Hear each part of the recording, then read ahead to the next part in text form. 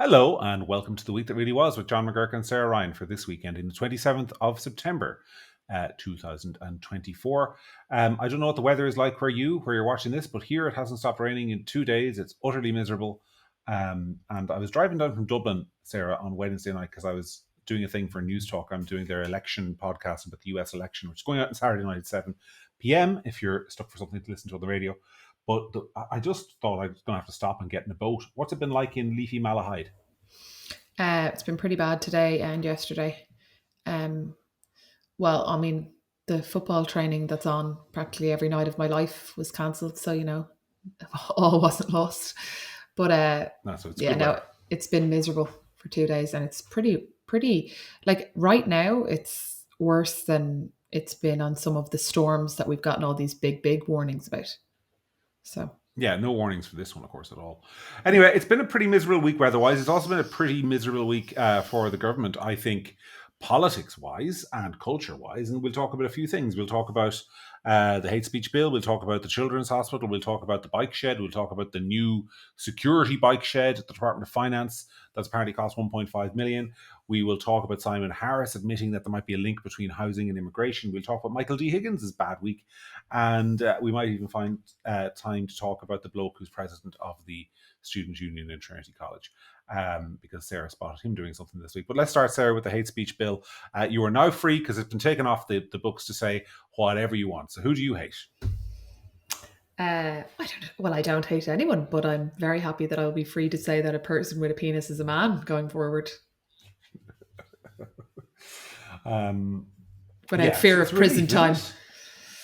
Yeah, it's a win. It's a win. It's a win. There's no you couldn't dress it up any other way than it's a win. Whether it's gone forever, who knows? But it's a win. Yeah, this question of it being gone forever is, I think, probably the most common reaction I saw to people commenting on Gript articles or emailing in after the hate speech bill was, why are you writing nice things about being scrapped? Sure, they'll just bring it back. And look, I understand that sentiment. I understand it particularly in the context of the new UN declaration thingy that was signed this week. Although, I mean, I would caution people that UN declarations tend to be signed by everyone and only obeyed by some people, but we're probably one of the countries who obey it. And it's all about kind of like protecting people and online and all that sort of stuff, which sounds an awful lot like a recipe for censorship to me. So I understand the caution that it might come back at some point in the future, but just to another extent, like, so what? Like, you've won the fight once. It has been demonstrated that this legislation cannot be passed in the current political environment in its current form. What happens in a new political environment is largely up to you, the people concerned about this, who have the opportunity to vote in an election in a couple of months. And if it comes back and you have to fight the battle again, we'll have to fight the battle again. I mean, that's just the world we live in. You don't get to declare final victory and walk off into the sunset. But I mean, I think it would be churlish not to say this was a good outcome for all of us who care about the right to freedom of expression. Not just to say that, like, only blokes have balls, but also to be able to say pretty much anything without fear of somebody somewhere taking the wrong impression of it and prosecuting you. That's what I think. Well, also, I think it's more of a win than other things because numerous people in the government, particularly the Taoiseach, kind of dug their heels on it a couple of times, and we were told that it wasn't going away and that it would be passed, and whatever. So, I think it's a symbolic victory as well that things aren't going to be as easy as they think, and maybe we do have some power after all, because as we've discussed before, the aim of it wasn't to just to stop people getting their feelings hurt, but it was also to have a chilling effect on people like you and I and Gript and others who speak out to be a little bit more afraid about saying things for fear of prosecution. So, for all those reasons, it's this really significant win. And I think it's meant a lot for a lot of people that it's gone. And, whether it comes back or not in the future, you're right. That's a fight for that day. But for this day, we won. Yeah, no, they are still moving forward with the hate crime legislation, which, is utter garbage. Yeah. I mean, basically what the hate crime legislation says is that if I get attacked on the street and battered by somebody with a steel bar, and somebody across the street who's a traveller gets attacked and battered by a steel bar, and I was attacked because somebody wanted to steal my wallet, and he was attacked because somebody didn't like that he was a traveller, his attacker gets a higher jail sentence because he was motivated by hate, whereas my guy was only motivated by greed. I think that's terrible legislation, Sarah. You're a barrister aiming to go into, or are practicing, I should say, in criminal law. Like, I appreciate you mightn't be able to comment as fully as I am on that, but like, what do you think about that? I don't think that.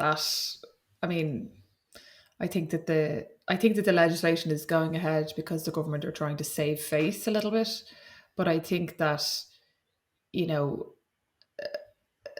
ascribing motivations to crimes that might not be there at all. I mean, if you throw a bottle down the street and hit somebody in the back of the head that you think is a man, and when they turn around they had their head up, they happen to be a woman, is that a hate crime against a woman if you didn't know? You know what I mean? It's all a bit vague, and how do you ascribe the background thinking of somebody?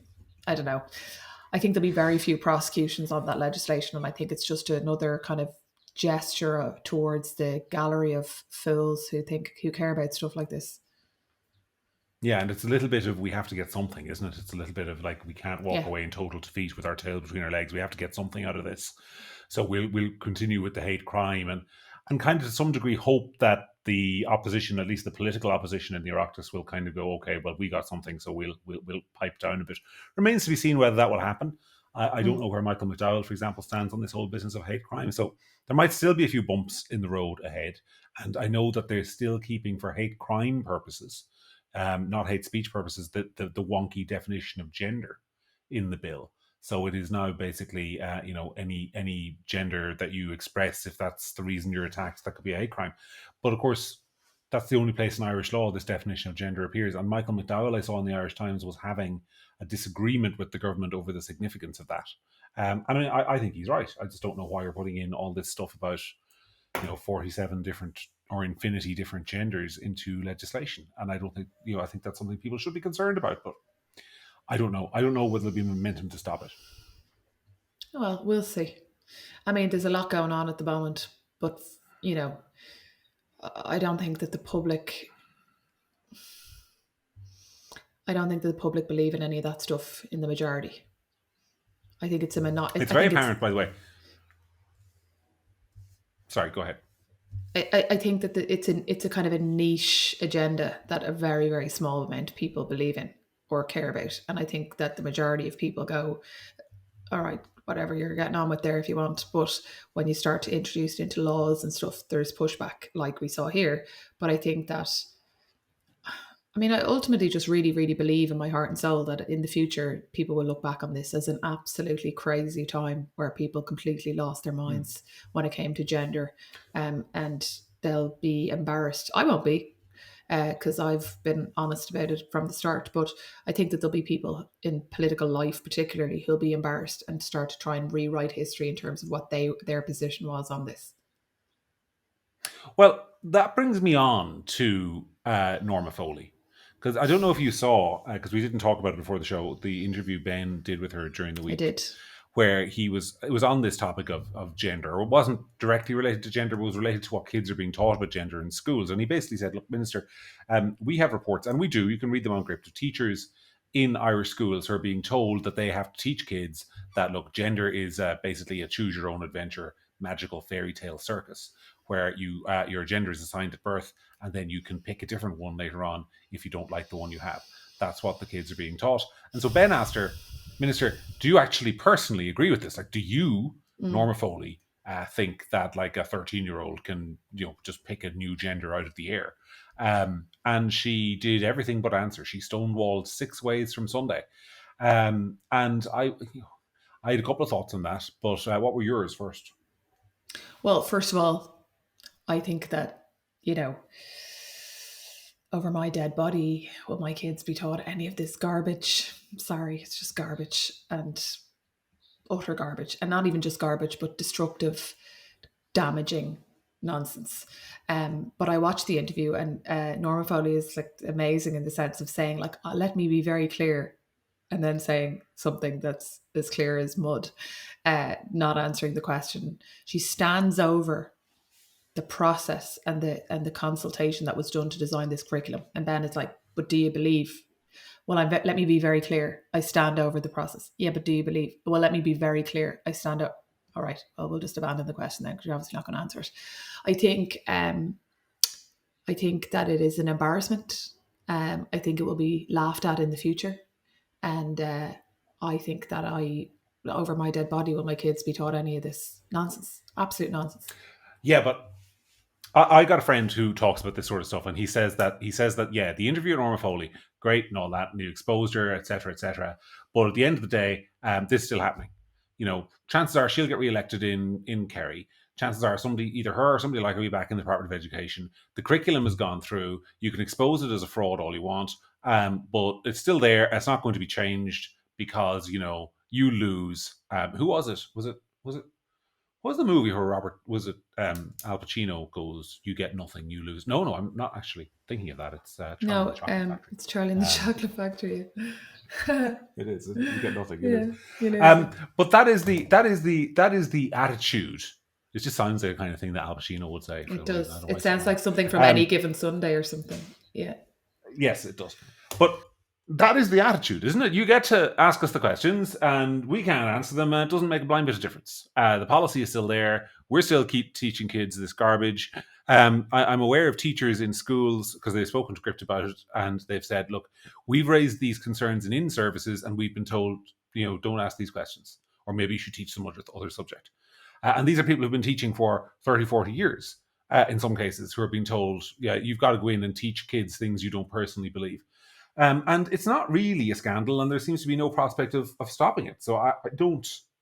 All we can do, people are saying, "What are you doing, John?" Well, all we can do is tell people about it, which is what we're doing. But after that, it kind of seems to be people will point and laugh and assume that because it's been exposed, it's going to stop.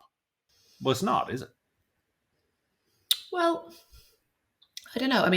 No, it's not going to stop. It's still going to be in the books, but at the same time, the more awareness that you draw to it, the more parents are aware that it's being done and can push back on it in their own way. Like, I'm going to have, when the time comes, like these conversations with my kids, I'm going to bring my kids up that there are two genders. And, whatever the rainbow unicorn nonsense that other people want to do or is in the curriculum, like lots of people's kids go into school and get taught things that they, like might undermine themselves as parents, be it religion or whatever. So from my point of view, and I know a lot of other parents, if parents are aware that this is in the book, then they have the opportunity to counterbalance it at home. So that's something. But you're right, like it is going to go ahead. And I still just really believe that in the future people will be mortified at the way they went on. Like Norma Foley, like standing over a curriculum that's teaching kids that gender is whatever. Like, Well, what really pissed me off about her watching that was, I would have had more respect for her if she just said, if she had just, if she said, look, I've listened to the experiences of young gender questioning youth, and I have come to the conclusion that gender is expressed as a spectrum. You might not see it as a spectrum, Ben, but it's expressed as a spectrum. I would have more respect for her if she just embraced the woke waffle and spouted it off like a good convert. Mm-hmm. Instead, and I know that she doesn't believe a fucking word of it. Sorry, I did a Sarah and cursed, but she doesn't believe a word of it. Yeah. She doesn't believe a single word of anything that's in those books. And she's standing there as the Minister for Education, and she thinks her job is to defend the process. So, whatever my personal views might be, this is the process. No, you're the Minister for Education. What is the point of you? What is the point of you? It's the same, we'll come on and talk about the bike shed and the children's hospital and all the rest of it. But who are these politicians to whom things just happen to them, And they're there and the job is to sort of defend the process. And it struck me that it's very similar to Leo Varadkar, who laughably is out at the moment saying, politicians should really come up with a plan for a united Ireland. What is that about? Front page of the Irish Times, he's appeared and said, well, let's imagine it's about something. He was Taoiseach for years. He didn't do it then, but once he's out of office, we should have, Sarah, in Irish politics, some ideas, some leadership, some thoughts. Yeah, spare me. Don't get in the sea. It's It's like me turning around to my kids and just be like, "Do you know, we should start having Mexican food in this house. Like, what are they going to do about it? I'm the one who does the cooking." Like, do you know what I mean? Yeah. These are the politicians. These are the people who are in charge. It's the same. Like, you'd have like government TDs. I've said it before, calling for things, calling on the government. You're in it, you dope. No one's hear you calling for stuff. That's the point of you. Stop calling. I mean, at On that least if note, I you're in saw South. opposition, you could say, "Okay, I'm calling for something because I'm in opposition." If you're in government, just ring them. I saw Fatima did a story during the week. I saw it was very funny. It was South Dublin County Council calls for. This is South Dublin County Council, and they issued a call for tougher sentencing for assault cases. I was thinking to myself, well, fair play. Finally, we have politicians standing up and talking about that. And of course, it's South Dublin County Council, which can't do anything about it. Meanwhile, up in the Dáil, what are they talking about? Well, they're not necessarily talking about it, but what are the TDs asking parliamentary questions about? Footpaths in South Dublin and potholes and playgrounds. And here's a list of sport grants for the locality. Jason O'Mahony, who's a friend of the show, always says that in Ireland, politicians always act as if they're in another job than the one they're in. So the county councils call for tougher sentencing and pass motions on Gaza, and the national parliament fills potholes and does what it's told when it comes to teaching kids about tranny stuff in the Department of Education. Oh, God. I tell you, if you're listening to this podcast, if you're as pissed off as we are, this is the whole point. You're not alone.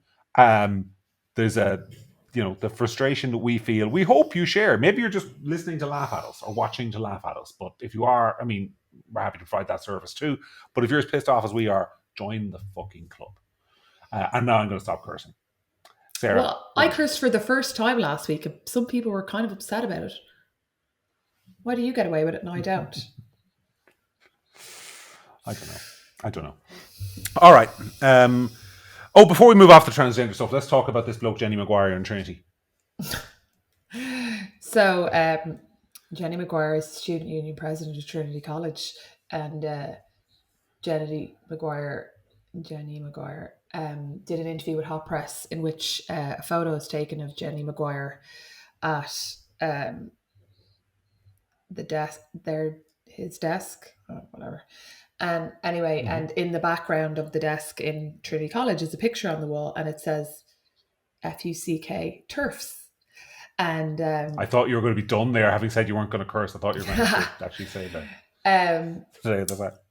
But my point that I'd like to make about that is that... Well, before you do, can you just tell the viewers who maybe don't know what a TERF is? Well, I'm a TERF, but TERF stands for Trans Exclusionary Radical Feminist. So, I mean, I got into the ripe old age of 41 without ever considering myself a feminist. Never mind a radical feminist. But TERF has now become a kind of a term for women who are opposed to the gender cult. And I'm one of them.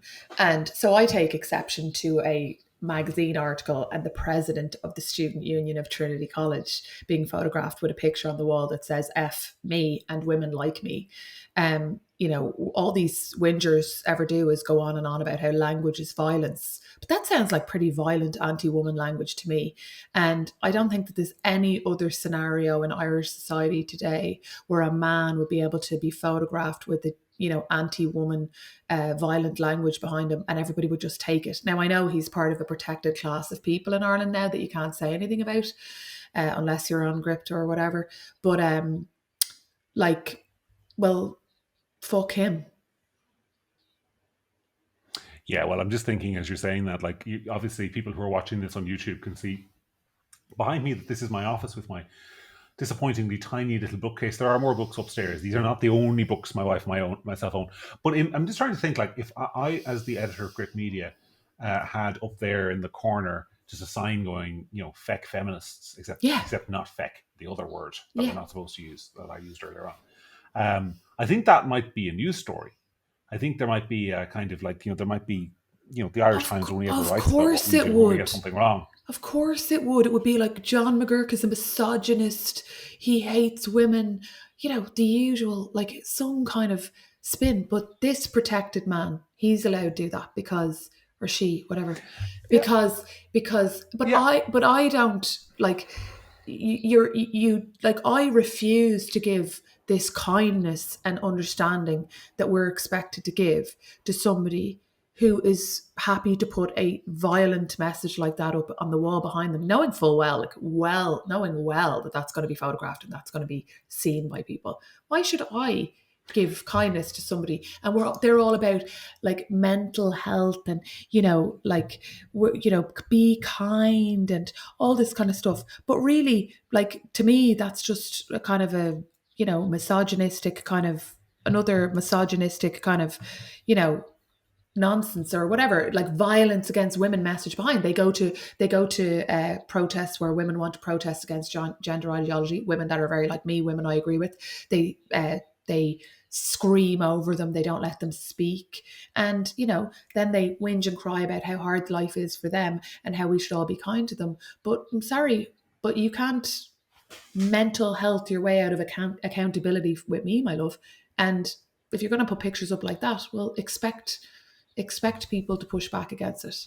And I'm just tired of a protected class of people being able to act one way with screaming and whinging about us all acting a different way towards them. Yeah, and the thing about this bloke, and he's a bloke, you've got all the equipment for blokehood. And he's sitting there with his long hair and his makeup. You're going to get in trouble. I don't care. I know. I mean, because like people will think, and I was listening to myself as I was talking about, if I did it, I'd get in trouble.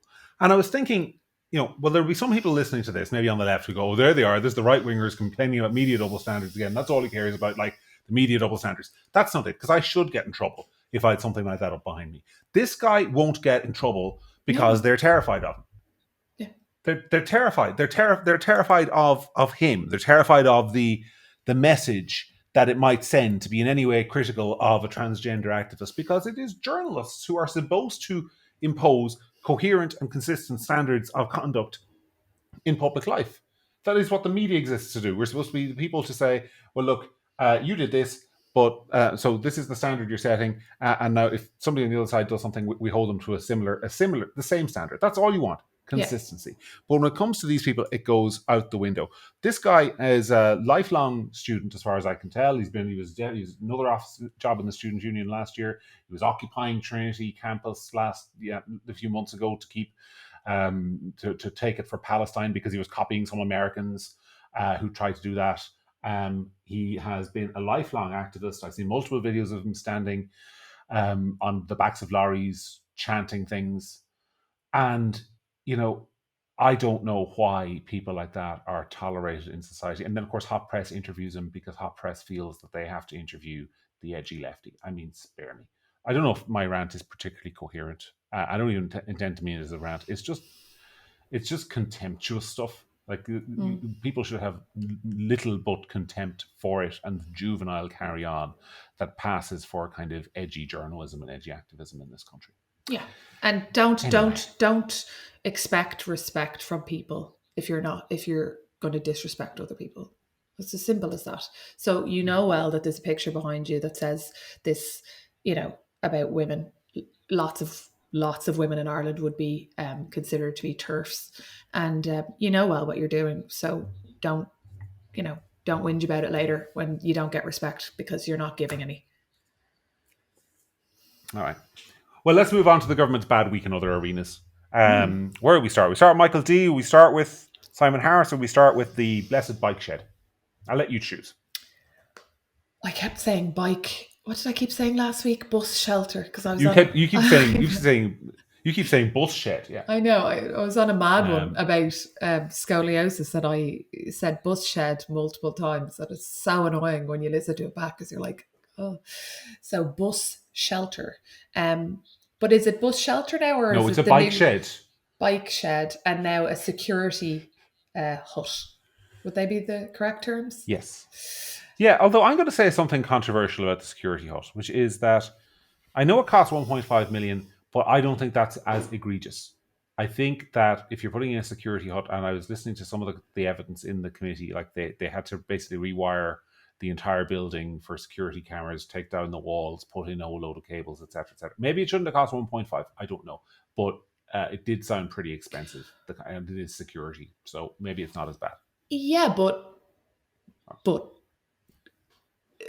like That's like saying, well, I'd like a new gate on the front of my house, and the options for that gate would include a 1.5 million and a 5 grand gate, if you know what I mean. So, like, somebody chose that big job. There was 100% other options for a security gate that didn't involve rewiring the whole building, if that's what it was. There were other things available.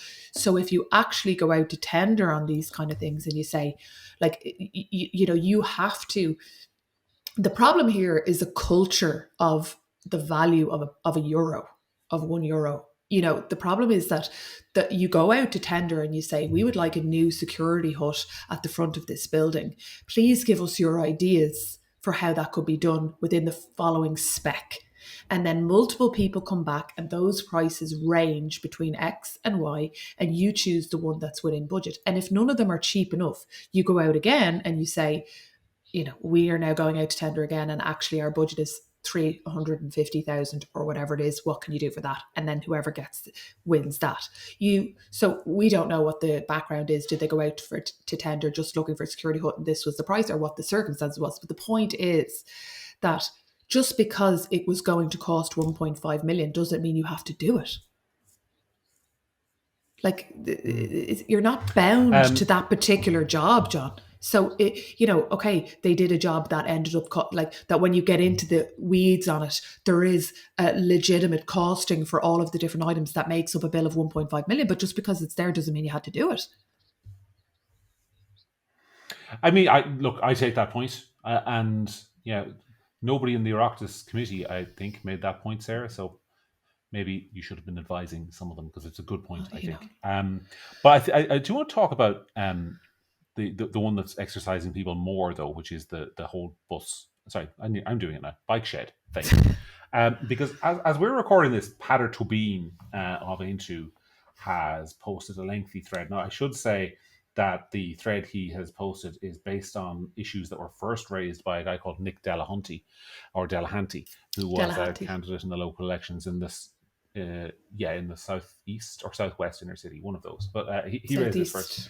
But I do think there are questions to answer here arising for Paschal Donoghue around the bike shed, because it seems to be clear now that the company that built this is a company called Sensori, which has been awarded by the OPW basically the right to bid for contracts under $500,000. So it doesn't have to go out to public tender. They just submit a bid for a contract under $500,000, and in order to speed things up, it goes straight to them.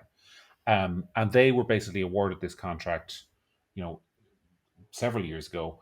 And the guy who owned it at the time they were awarded the contract subsequently sold it, made a substantial profit. And it turns out that shortly before they were awarded the contract, he had a meeting one-on-one with Paschal Donoghue in his office. And it further turns out that the guy has a long record of donating to Paschal Donoghue's campaigns. I want to emphasize for clarity that there is nothing in what I have just said that is direct evidence of any wrongdoing by anybody at any time or any place. But there is a pattern of connections between Paschal Donoghue, the Minister for Public Expenditure, and this company and the person who owned it at one time. I think those connections will have to be explained either as a coincidence or otherwise explained, because I think people are going to start asking those questions around the bike shed, and I think it might make life more difficult for the government. Do you think I'm wrong about that?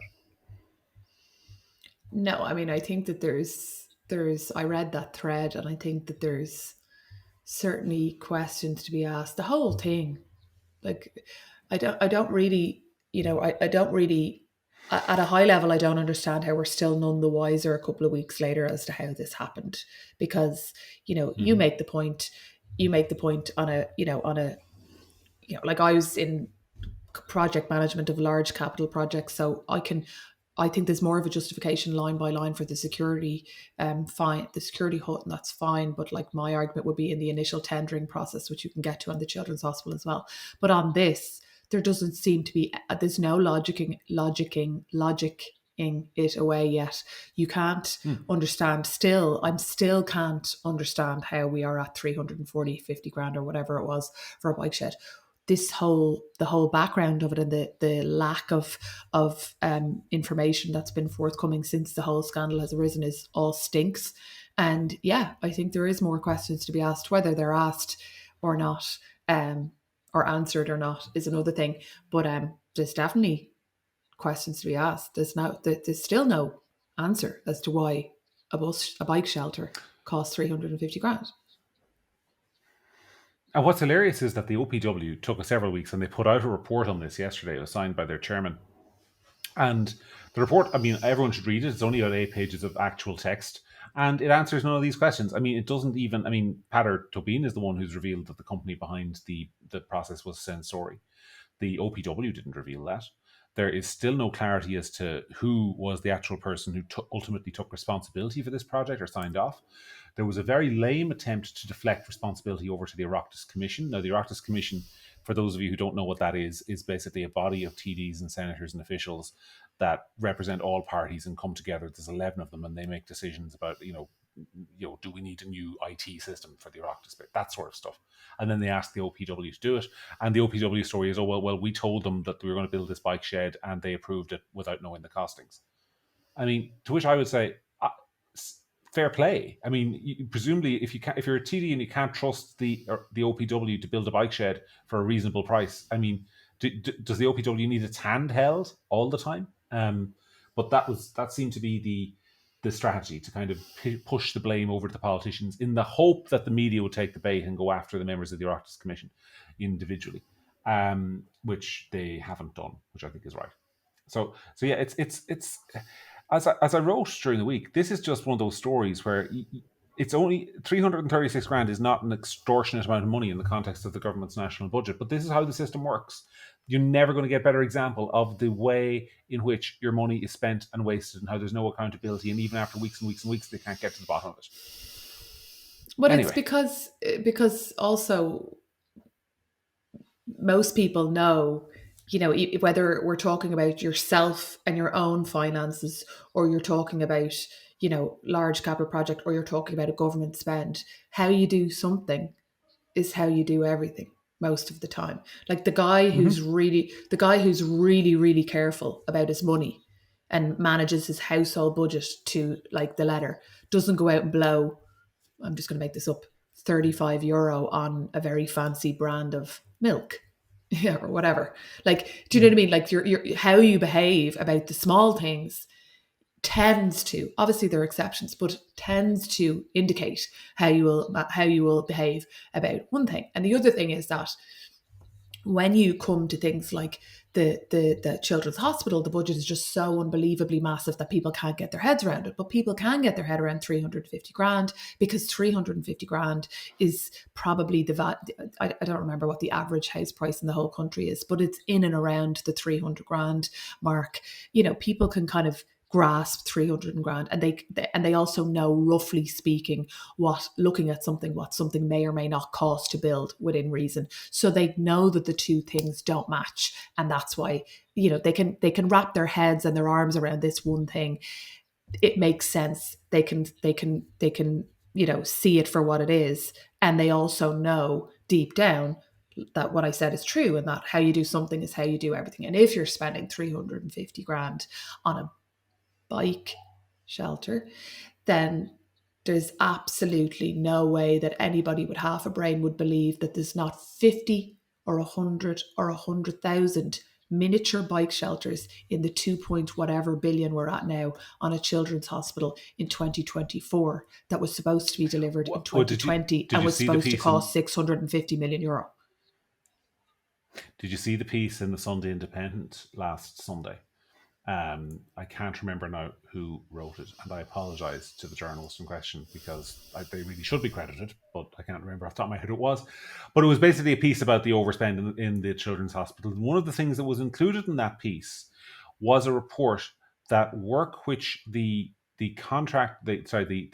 board of the children's hospital thought should cost €200,000 they were given a quote of 25 million to do that work. Yeah, I did read it. Now, whether that quote was signed off on or not, I think it wasn't. But that is the kind of, if that is true, and the contractor BAM obviously has a right to reply and a right to have that investigated, and we while I trust the independent's reporting on this matter, we should say, have an open mind. But if that kind of thing is true, then I mean, my God, like no wonder it's running into the billions. And it would appear that the contractor who accepted the bid to build this thing for a particular price is going to end up building it for four times the cost and get away with it. It's mind-boggling. You and I have talked about this before, but you almost get tired talking about it, Sarah. I don't know what there is to say at this stage. I mean, there really should be people on the street about this, such as the magnitude of the scandal, but there aren't, because I think we're all beaten into submission by it. And we still don't have a hospital. Like we were told this week that the deadline or the expected handover date of 2025 will now not be achieved. But John, I'm willing to make a strong bet right now that hospital won't be ready in 2027. There's Well, no who bet way. against you? There's no way. Like, the thing is that it's obviously that what you just said there about BAM, and I read that the 250 grand versus 2.5 million or whatever that like different pricing of work was. 25 million. 25 million. 25 It wasn't 2.5. It was 200 grand work. They were quoted 25 million. Okay, so and I think that the work was carried out for 250 grand by somebody else. And yeah, that was my reading of it. But anyway, there's multiple things here. I have said before, and I'll say it again, that ultimately, as a state, we're really, really bad at executing large capital projects. Always have been, always will be. This is no different. The way it's like I listened to it all week on the radio. BAM are being blamed by the government saying that they're trying to extract every bit of money out of it. That's great. But BAM are blaming the government, and they're blaming each other or whatever. Who cares? We're still no closer to getting our children's hospital. But also, there's multiple problems here. And one of the problems is the way in which that contract was negotiated in the beginning, and the way in which BAM can't be fired for late delivery and all. Like, I mean, I worked in large capital projects, as you know, for a few years. I wouldn't ever claim to be an expert in that field whatsoever. I would say let's just say I have a very basic knowledge of large amounts of money being spent on projects. But I say one project, for example, that I remember distinctly comes to mind, and it was 200 million. You knew, like line by the contract had. Like, the contract was this thick, and it had every possible eventuality, hourly like fines, daily fines, like who is responsible for what, who's blamed for this, what, like this. It just seems utterly absurd that we could be in a situation that has so much money, and that contract doesn't have any provision within it for how we manage overruns. Are you joking? Mm-hmm. And also, the government can blame BAM, and the government can come out now and say, well, BAM are quoting us 250 million for a piece of work that somebody else will. But you chose them. You chose them as the contractor. Why did you choose them? Well, so, and why did you negotiate that contract? Like, Simon Harris is the person who negotiated that contract as Minister for Health. That's when that contract came into being. So, and again, we're no closer to having a children's hospital. So, they can all sit and blame each other, whatever. But the truth is that this problem, I was going to say a bad word, cluster of problems, is the love child of a number of people. And instead of going on the radio and blaming each other, like, get on with it. You know, like, how they can still be blaming each other and still be, when the bill is now over 2 billion. Like I said earlier on, it was supposed to be 650 million. And it was supposed to be years ago. Yeah. And they're all blaming each other. There's contract problems. There's a lack of expertise in how to deliver these type of projects. There's delays. There's casuality about how, if that's a word, casualness about how much money is spent on what and when. Everything has to be gold standard except the delivery of on time and under budget. You know, there's multiple problems there, John. But the government are not blameless. But Sarah, you worked in the private sector. I worked in the private sector too. People who follow my career will know that why anyone will follow my career, I don't know. But maybe you're aware of the fact that I worked for a while for Detling Ganley or VAT Networks. One of the things we did in that job was government contracting. And I remember the misery of it. I remember if you're contracting and was to the US federal government. If you're contracting with the US federal government, you have to put together with your proposal something called a work program structure, WPS. And that is basically about a 70-page, depending on the size of the project, Excel spreadsheet, which says on the first day of the project, we will do this. On the second day, we will do this. And our first milestone is day 14 when this will have been achieved. And there are actual milestones in the contract. And if they are not achieved, you are fined. The federal government fines you and takes away the fee that you're getting for doing the work. And it's misery to bid for these things. Utter misery. It takes weeks to put the bids together. But that is to protect the federal government. Now, I don't know. Maybe such a thing exists for the National Children's Hospital, but I don't think it does in the way it does in the US, because I haven't seen the contractor being fined for being many, many years late with this project. It's mind-boggling to me. My understanding this week is that Stephen Donnelly is saying that the provision to fine BAM is not there. So if the provision to fine BAM the only provision they have is to withhold a percentage of payment at different phases in the payment structure. A percentage, I think it was, I'd have to look it up, could have been 10% of whatever that payment cycle, part of that payment cycle or whatever. But it was minimal. It was, for the amount of money we're talking about, it was absolutely minimal. And I don't think that a person who had any experience whatsoever, and I've said on this podcast before, like if and we don't have good experience within Ireland of people who have huge experience in rolling out large capital projects on time and under budget. So maybe we should hire somebody external, bring them in and get them to do this. We don't seem to have the expertise. Here we are again. And if this was a private sector job, John, 2 years or 4 years over time, whatever, 650 grand into 2-something billion at this point over budget, multiple people would have been fired by now. Multiple people. Oh, yeah. And it's all very well for people to say, oh, it'll be the best hospital in the world. And, you know, what are we supposed to do now? Stop. But it's not that it's not going to be the best hospital in the world. It's the lack of accountability, the slip of dates, times and money, and everyone blaming each other. Brilliant. Just in the private sector, people's jobs would be gone ages ago. But you said something earlier on that kind of stuck with me. You said we're terrible at large capital projects in this country. And you know what? You're correct. We are. I'm not saying you're wrong. But what I'm saying is, as you were saying it, and I'm not saying you sounded like this, but it's the kind of thing I could almost hear a government apologist or a government TD saying, oh, well, you know, everyone knows we've always found large projects challenging in this country. And it baffles me that the public refuse to do anything about it. I don't want to sound like I'm angry at the electorate, but it actually baffles me, because today I was listening to, I can't remember who it was, some automaton Fianna Fáil minister come out with the proposal that she's menopausal herself, that every woman should get her hormone replacement therapy free from the government. And I was just thinking to myself that there are loads and loads of voters out there who are going to vote for that. There are.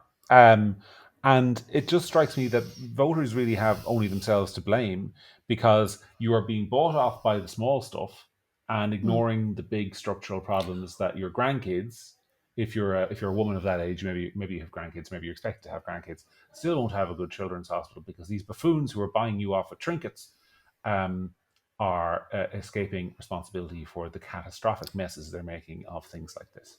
And not to go over old ground, but HRT, you know, costs a minimal amount per month. And, you know, that, in my opinion, that kind of proposal is a distraction, because, like I said last week, you know, I'd encourage people to remember when they're voting that tomorrow you may turn your television on to watch RTE, and in the ad break and whatever you're watching, there may be an ad about a child in Africa who is suffering with glaucoma, whose mother is forced to slowly watch her child go blind, and the tragedy of that. And you may rightly donate money on the fact that that has pulled your heartstrings. But today in Ireland, mothers are forced to watch their children slowly become paralysed with scoliosis, and nobody's doing anything about that. So eat that with your cornflakes tomorrow. Yeah, couldn't have said it better myself. I do want to say, by the way, for the record, that I was not having a cut at women who use HRT or suggesting that they shouldn't necessarily get their treatment free. I actually have no problem with that. I know several women who are using it or have known several who've mentioned that they're using it and they find it great, and more power to them. What I'm saying Yeah. is, don't be bought off by it. Don't Yeah. like sell your vote for more. Sell it for basic competence. That's what I would suggest. But look, I think we're going to be pissing into the wind on that one. Anyway, speaking of competence, Simon Harris now says that the housing problem might just, Sarah, have something to do with immigration. What did you make of that? Is he listening to the podcast, do you think? Has he come over? Has he come Simon, over to the right? We're honoured. We're honoured, Simon. We're honoured to have you. I have to say, if you're listening, Simon, you know I've always said on this podcast, genuinely, hand on heart, that you're a nice, sincere, decent guy, and I mean that. I'm not entirely sure that you're competent, but we can agree to disagree on that. But yeah, he's now basically decided that the far right was right, Ted. So they were. There must be an election. There must be an election coming. Yeah. It's mind-boggling, isn't it? And this the funny thing is, this statement was kind of treated by the media as a mild controversy. I know. A mild controversy. It wasn't treated as like totally normal. It was kind of like, the Taoiseach has said this eyebrow-raising thing in New York. He said that maybe housing and immigration are interconnected and related. What do we make of that? Holmes, and there's like, oh well, Sherlock is clearly it's a controversial statement, and that's the depth of the analysis we got. I mean, good heavens above, it's the kind of thing that if some poor backbench TD had said a year ago, there would have been calls to strip the whip off him.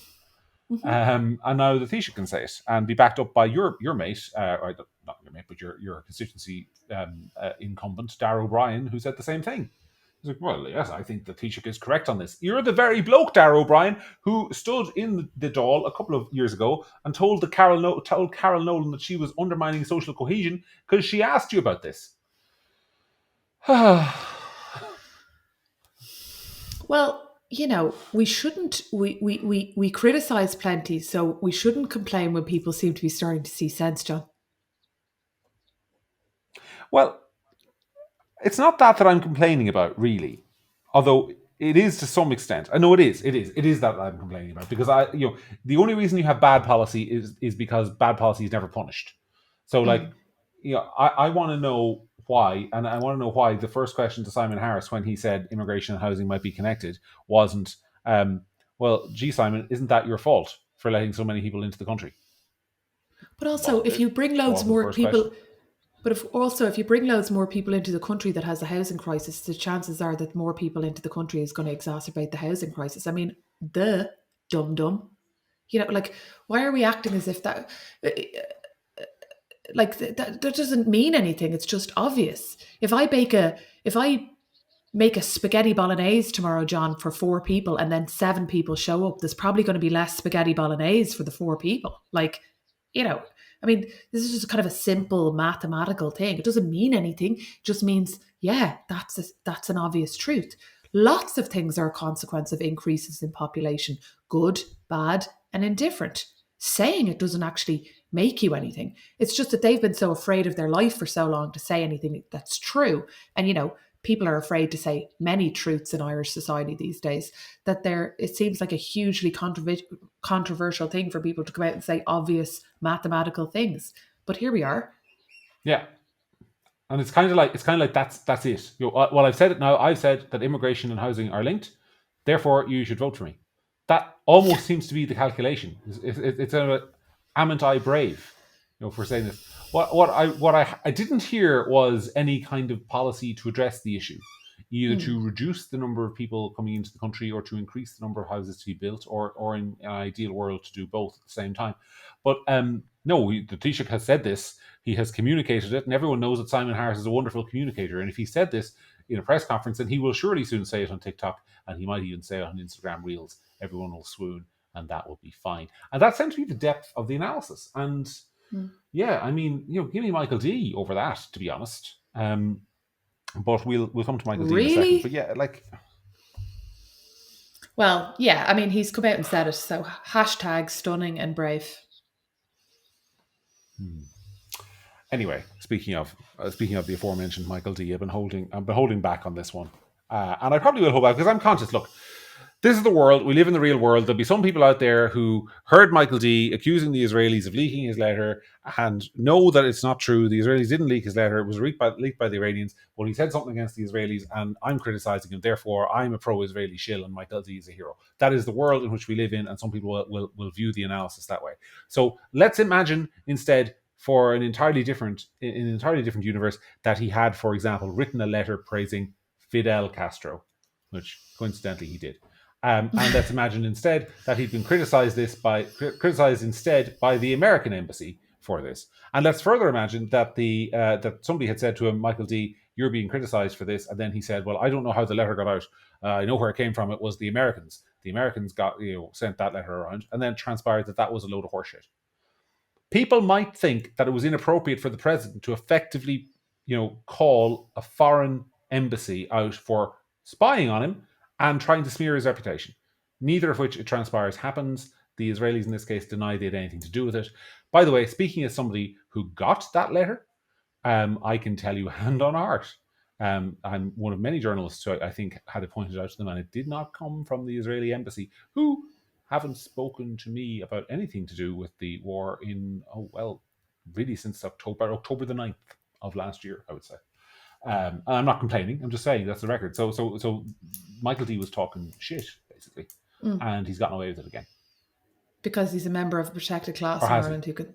No, he's a member of a protected class in Ireland who could say whatever they want and without any cause or without any fear of any kind of consequence.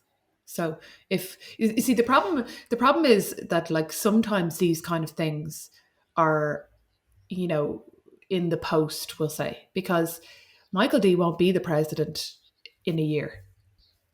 Look forward to it. And someone else will be.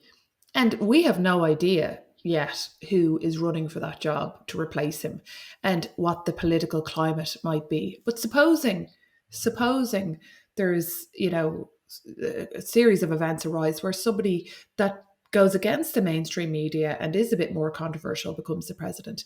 What Michael D is doing is damaging and widening the scope of the role of president so much that future presidents should be allowed to do whatever they like and write whatever they want, and without any fear of consequence. Now, they probably won't, because it'll be one rule for him and another rule for everyone else, like it always is on these kind of things. But the point is that I take exception to the fact that he just seems to be given a free pass on these kind of things all the time by the media. And again, not called out, not challenged. And he said something that turned out to not be true. And it's just fine. Yeah. If you were watching this on YouTube and you saw me smiling as Sarah was talking, it's because I was having this wonderful little warm, fuzzy thought in my head about the spectacle. And I know I've been critical of Donald Trump, and I remain critical of Donald Trump, but I had this wonderful vision in my head of President McGregor meeting President Trump in the White House on St. Patrick's Day and clanking leprechaun-shaped jars of ale together, while the Irish press had to stand there in sullen misery and watch. I would enjoy that tremendously. That would be well deserved. That would be kind of a karmic outcome, I think. Look, John, President Higgins and his carry on. We all have our fantasies, like whatever rocks your boat. But, look, mine are pretty vanilla now. Mine are pretty vanilla. Come on, there's worse than that. Yeah. This is why we're friends. I'm not threatening. Yeah, but no, I think that I'm very, very, very bored of Michael D and his carry on at this point, and his, kind of arrogant entitlement when it comes to saying whatever he wants. Like, does he think he should be allowed to write private letters to other heads of state? Or, he's obviously allowed to just make accusations that are baseless and turn out to not be true without any apology. And as you say, okay, most people in Ireland will be fine with the fact that it's Israel, but if it was somebody else, I don't think their attitude would be that different. But I think that he's just an arrogant pup who's been getting away with it for years, and I'm ready to say goodbye to him. What I thought was interesting, and I think the journalist in question, I do want to give credit here, the two journalists in question, one was Gavin Riley from Virgin Media, the other one, I think, if I recognise his voice correctly, was Philip Ryan from The Independent. Mm-hmm. And they were the ones who asked him the questions about this initially. And what I thought was really interesting was that the facade from Michael D dropped the moment he got the hard questioning, because he has always been, and those of us who have ever had any dealings with him long before he became president in any other sphere, whether it was backstage in a radio show or in television, he has always been a deeply unpleasant, ratty little man. That's what he is. That's what he has always been. But the press cover that for him, and he does the kind of smiling leprechaun act. Well, the moment they started to push him, the smiling leprechaun act went, and out came Captain Ratty. And out came well, I know who it was. I'm amazed you don't know who it was. Well, I'll tell you, it was certainly the Israelis. Blabbing, blubbering, trying to be the smartest guy in the room like he always is, which is why he writes poetry, and bad poetry at that. And the I knew you were going to say that. Michael D came out. I shouldn't say it. I shouldn't say his poetry is bad, because that implies that I have read his poetry. And I haven't. So maybe his poetry is wonderful and he should have stuck with it, but he didn't. Yeah. He's now our president, embarrassing the country on the international stage. So be it. Well, maybe he should go back Sean and write Gallagher a few really poems. been so bad. No. Maybe he should go back to the Irish and write a few poems instead of getting himself into this kind of nonsense, because, he's making a show of himself and us.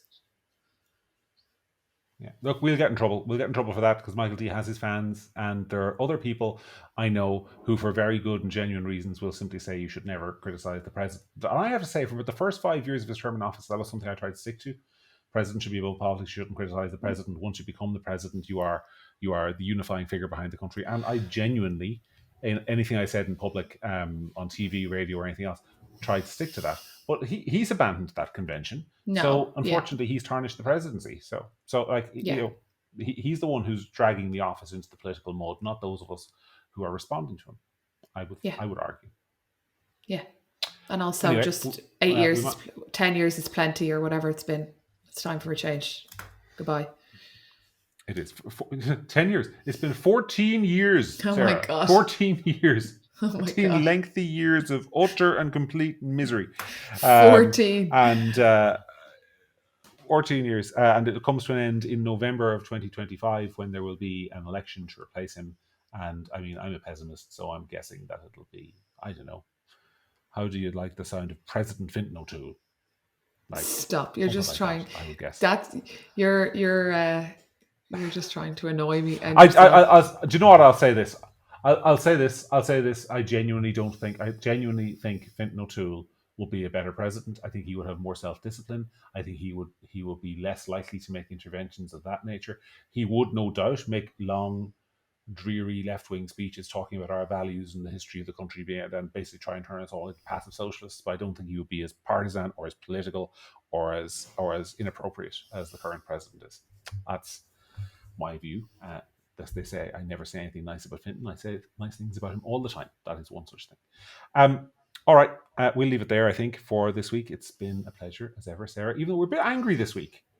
We'll have to find something to cheer us up next week. But I thought we were a bit angry, but maybe there's lots. Well, there was just a few annoying things, you know. Some weeks you just have a pain in your proverbials with a lot of them, and this is one of those weeks. This is one of those weeks. I apologize to those who, and I know you're out there, and I know you watch, and I apologize to those of you who are both offended by Sarah's use of bad language last week and my use of bad language this week. It's not something we try to make a habit of, but sometimes, honestly, you just need to let it effing out. And I think a lot of people feel like this. And also, we're not on broadcast, and if you're letting young children listen to us, well, let's face it, they're probably asleep, but that's probably why you're letting them listen to us. So we thank you in any circumstance. If you're letting young kids listen to it, I mean, like, it's probably a nice break from them from the weird shit they have to listen to in school. So That's very true. All right, we leave it there. Thank you so much for listening to us. We'll be back this time next week. Until then, from Sarah and from that's another edition of The Week That Really Was. Enjoy your weekend. Stay safe.